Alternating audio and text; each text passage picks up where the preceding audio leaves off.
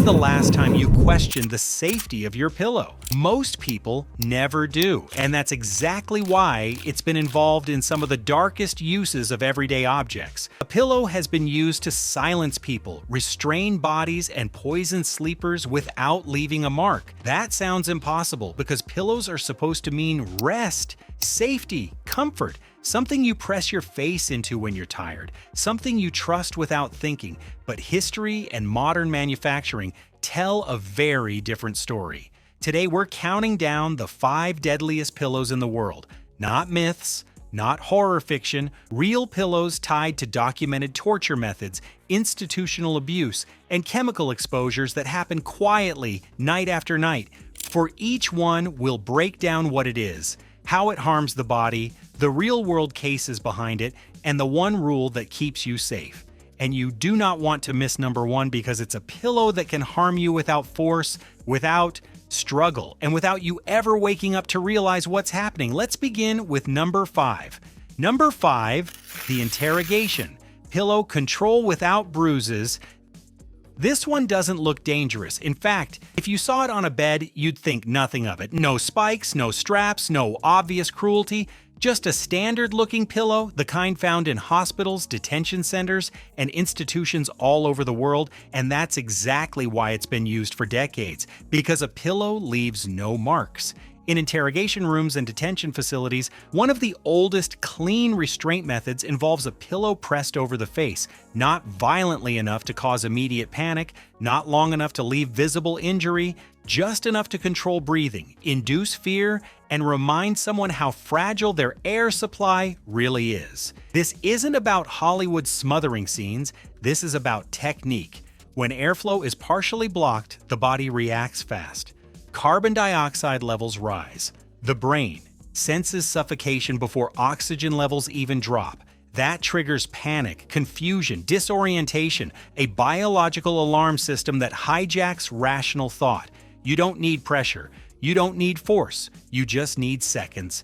And seconds are enough. What makes the interrogation pillow especially disturbing is that it sits in a legal gray zone in some parts of the world. It's not a baton, it's not a weapon, it's a household object. That ambiguity is what allowed it to be used in certain interrogation practices for years. Because when someone collapses or panics, there's nothing obvious to point to. No bruises, no blood, no visible trauma, just a body that suddenly can't breathe properly. Survivors of custodial abuse have described the same sensation over and over again. The terror isn't pain, it's the realization that your air is being rationed. Your lungs fight, your thoughts scatter, time stretches, and the pillow, soft, quiet, ordinary, becomes a switch that someone else controls. Even brief episodes can be dangerous. Restricting airflow can cause loss of consciousness. If pressure continues, brain injury can occur. If someone is already compromised, intoxicated, exhausted, sick, the risk multiplies. This is why medical experts and human rights groups classify airway restriction as inherently life-threatening, even when it looks non-violent. And here's the part that makes this relevant outside interrogation rooms. The same principle is why pillows are so dangerous around vulnerable people, children, infants, elderly individuals, people under sedation, anyone who can't easily reposition themselves. A pillow doesn't have to be pressed with intent to become lethal. It just has to block airflow long enough while the person can't respond. That's why institutions are so strict about bedding rules in certain environments. That's why soft objects are treated with caution in settings most people would never expect. Because suffocation doesn't look dramatic. It looks quiet. And quiet is what makes it deadly. This pillow earns the number 5 spot because it shows the core truth behind this entire list. Danger doesn't require weapons, it requires leverage. And controlling someone's ability to breathe is the ultimate leverage. The survival rule here is uncomfortable but essential. Never underestimate soft objects. Pillows are not harmless when airflow is compromised. They don't need force to be dangerous, just position and time. Around anyone vulnerable, pillows should never obstruct the face even briefly, because once breathing becomes negotiable, everything else stops mattering. And if number 5 is about control through silence, number 4 is worse because it was designed specifically to restrain the body while pretending to offer comfort. Number 4, the restraint. Pillow comfort that locks you in. This one was never advertised as dangerous. In fact, it was marketed as the opposite. Supportive, therapeutic, designed to help the body stay in the correct position. A pillow meant to cradle you, align you, and keep you comfortable through the night.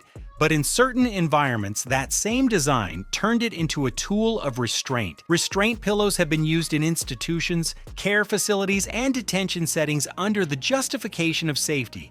The logic sounds reasonable on paper. Keep someone from rolling, thrashing, or falling. Reduce movement, maintain posture, prevent injury. The problem is what happens when reduced movement turns into restricted escape. Some of these pillows are oversized, wedge-shaped, or built to lock the body into a specific position. When placed behind the back, under the torso, or around the sides, they limit how much someone can shift their weight. For a fully alert, mobile adult, that might be fine. For anyone else, it can be deadly. People under sedation, people with limited mobility, people with neurological conditions, people restrained during medical procedures. Once the body is pinned into a position where rolling or adjusting is difficult, breathing becomes vulnerable. Here's why. Your body doesn't breathe the same way in every position. Lying flat on your back already puts more pressure on the lungs and diaphragm. Add weight, add restriction, add fatigue or medication, and suddenly every breath requires more effort than the last. Now imagine that you need to move. You feel uncomfortable, your chest feels tight. You try to shift, but the pillow resists. It holds you where you are. You don't panic right away. You assume it's just awkward, but minutes pass and your breathing doesn't get easier. This is how positional asphyxia happens. Not because someone stopped breathing completely, but because their body couldn't get enough air while trapped in a position it couldn't escape. What makes restraint pillows especially dangerous is that they don't look like restraints. There are no cuffs, no belts, no visible force, just support. That illusion has had real consequences. There have been documented cases in institutional settings where individuals restrained with soft positioning devices experienced respiratory distress and in some instances died. Investigations often found no single act of violence, just a combination of restricted movement, body weight, and time. And time is the killer here, because when breathing becomes harder gradually, the warning signs are subtle. Shallow breaths, increased heart rate, confusion, fatigue. The person may not even be able to communicate what's wrong before their body gives out. That's why modern medical guidelines emphasize constant monitoring whenever positioning devices are used. It's why some restraint pillows have been restricted or redesigned, and it's why many facilities have moved away from prolonged positioning altogether. But outside institutions, the danger hasn't disappeared. Heavy wedge pillows, oversized body pillows, sleep positioning products marketed to keep you from rolling. For most people, they're fine. But for someone who is sick, exhausted, intoxicated, medicated, or physically limited, they can quietly turn into a trap. The irony is cruel. The very thing meant to help you rest can become the reason your body can't recover. This is why number 4 belongs on this list, because it reveals another uncomfortable truth. Danger doesn't always come from aggression. Sometimes it comes from oversupport. So here's the survival rule for number 4. Any pillow or positioning device that restricts movement must be treated with respect. If a person cannot easily shift, roll, or sit up on their own, they should not be locked into position, especially for long periods. Support should never replace mobility, and comfort should never override breathing. If number 5 showed us how pillows can control air, number 4 shows how they can control the body. And number 3 takes this even further, because the next pillow was engineered not just to hold you still, but to manipulate how your body functions while you sleep. Number 3, the weighted pillow. When calm turns into pressure. This one is unsettling because it was designed to help. Weighted pillows and their close cousins, weighted blankets, exploded in popularity because they promise relief, less anxiety, deeper sleep. A calming pressure that makes your nervous system feel held instead of alert. For a lot of people, they genuinely work. But when weight is applied to the wrong place, for the wrong person, or for too long, calm can quietly turn into danger. Here's the mechanism people don't think about. Your chest needs freedom to move. Every breath depends on your ribcage expanding and your diaphragm dropping. When extra weight presses down on the upper torso, especially during sleep, it increases the effort required to breathe. For a healthy, awake adult, that might just feel heavy. For someone who is asleep, sedated, intoxicated, exhausted, ill, or neurologically compromised, it can become a problem fast. Weighted pillows are often used on the chest, neck, or upper body to induce a sense of grounding. But that same pressure can reduce lung expansion, slow oxygen intake, and increase carbon dioxide buildup, the exact conditions that trigger respiratory distress. What makes this especially dangerous is how quietly it happens. There's no panic, no sudden jolt awake. The body doesn't always scream for help. Sometimes breathing just becomes shallower, slower, less effective. And because the pressure is constant, the body can't correct it easily. Medical literature has long warned about chest compression and positional breathing restriction. It's the same reason emergency responders are trained to avoid putting weight on a person's torso during restraint. Pressure doesn't have to be extreme to be dangerous. It just has to be sustained. Now add sleep into the equation. During deep sleep, muscle tone drops. Protective reflexes dull. If your airway narrows or your breathing becomes inefficient, your brain may not respond fast enough to wake you fully, especially if something is physically weighing you down. This is why weighted products come with guidelines, and why those guidelines are often ignored. People stack pillows. They use heavier weights than recommended. They fall asleep with pillows positioned higher than intended. They use them while sick, after drinking, or while taking medication that depresses breathing. And then there are the institutional cases. In some care facilities, weighted pillows have been used to calm agitated patients or prevent movement, not as punishment, as management. But when pressure is applied to the torso of someone who cannot reposition themselves, the risk becomes very real. There have been serious incidents where weighted positioning contributed to respiratory failure. Investigations didn't point to malice, they pointed to misunderstanding, to the assumption that soft and therapeutic meant safe. That assumption is wrong. Weight doesn't care about intent. And there's another layer to this: sleep disorders. People with sleep apnea, asthma, COPD, or other respiratory conditions are especially vulnerable. Their breathing is already compromised during sleep. Adding extra pressure can push their system past a tipping point. What's disturbing is how normalized this has become. Weighted products are marketed with images of peace, calm faces, closed eyes, soft lighting. No one talks about what happens when pressure interferes with physiology. No one mentions that the chest is not the same as the legs, or that the human body isn't designed to breathe under load for hours at a time. So number 3 earns its place not because weighted pillows are evil, but because they're misunderstood. They sit at the intersection of comfort and control. They blur the line between soothing and suppressing. And when used incorrectly, they can do real harm without ever feeling scary. Here's the survival rule for number 3. Never place significant weight on the chest, neck, or upper torso during sleep. Use weighted products only as directed, only at appropriate weights, and never for people who cannot easily remove or reposition them on their own. If breathing feels restricted, heavy is no longer calming. It's a warning.